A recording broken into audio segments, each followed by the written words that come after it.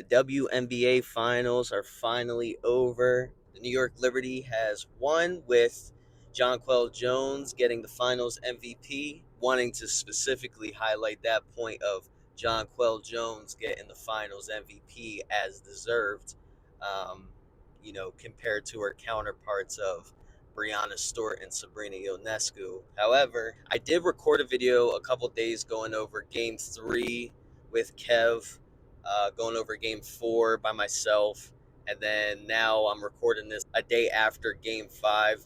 So I feel like it might be a little bit pointless to talk about it in those last two, so I might not upload those parts specifically. Game 4, the Lynx were hitting their shots. They were doing everything they needed to do. Liberty just couldn't get anything down. I'm pretty sure that was the game where Brianna Stewart had 11 points and maybe Sabrina Ionescu had 10 points at the end, but pretty sure that's the game descended into a final Game 5, which was played last night. And I'm seeing a lot of discourse on Twitter or X and just other social media platforms talking about the refing was definitely a factor into them winning. The refing, you can say it was a factor that made the Lynx lose, if that's what you want to say. There was a lot of opportunity for the Lynx to make shots and create good enough offense to get to the basket and make their shot. From when I was watching it, it was like I couldn't even tell you the time frame or like even how long the Lynx had 60 points. It felt like over 5 minutes that they had 60 points without a bucket. And the Liberty are executing, getting the ball up, transition, making good layups, taking their time even on some offensive plays and just getting a good shot up and converting off of that as well. Lynx just needed to do a little bit more. You could say whatever you want about the refing. The refing does obviously play a part, but that's not the reason they lost. That foul that in the very end of the game where Brianna Stewart got fouled and then she hit her last four free throws in the game. It's here nor there. You were already down. If you're talking about, it was a momentum killer or it was this or it was that, you need to play better at the end of the day. You can't blame a foul for your loss when you were stuck at a certain amount of points. So I'm not giving them the benefit of the doubt for that at all. However, what a terrible series.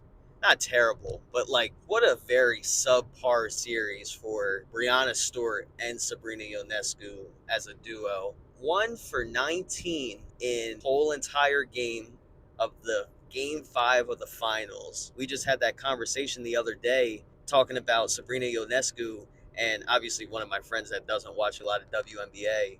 It's like, oh well, if she wins this, does that make her top 5?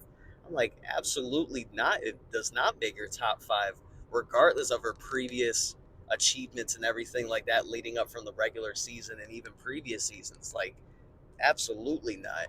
Her not getting any type of buckets was despicable enough. Being a scorer, it was a terrible game overall for her.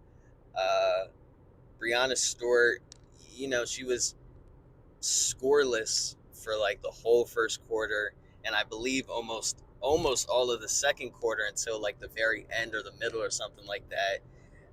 Only finishing with like regular points. I think she was in the teens, if not 20 or so.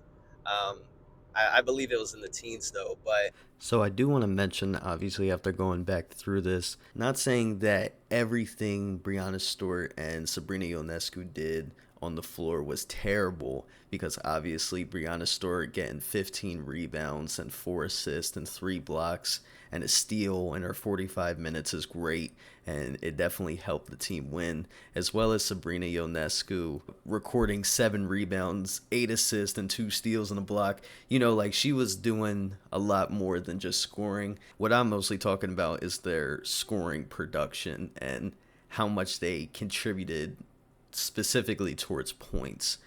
So just wanted to briefly mention that. man, what a series by the New York Liberty. Watching the whole series and like reminiscing on every single game that I talked about and reviewed and went over, the Lynx, looking back at it, should definitely have won that series with just the way they played. Like, it was in their hands.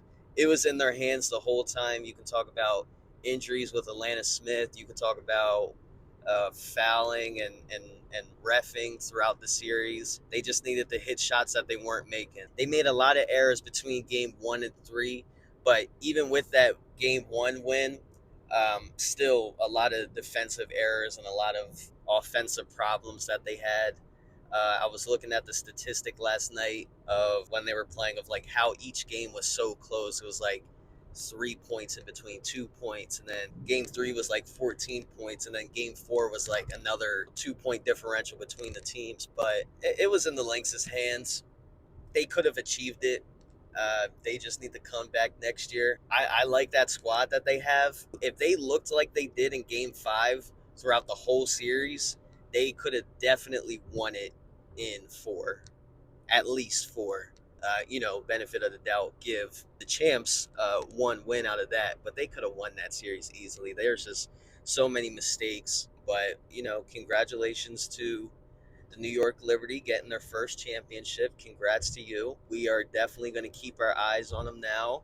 I will definitely continue to talk about them as time goes on, because obviously, if y'all didn't know from watching a lot of the episodes, my main knowledge and love comes from the sport of basketball. So I'll definitely be keeping up with the WNBA as much as I keep up with the NBA, with drafts. And when we go to pick a team, might be the Liberty, might be the Lynx, it might be the Fever. Who knows?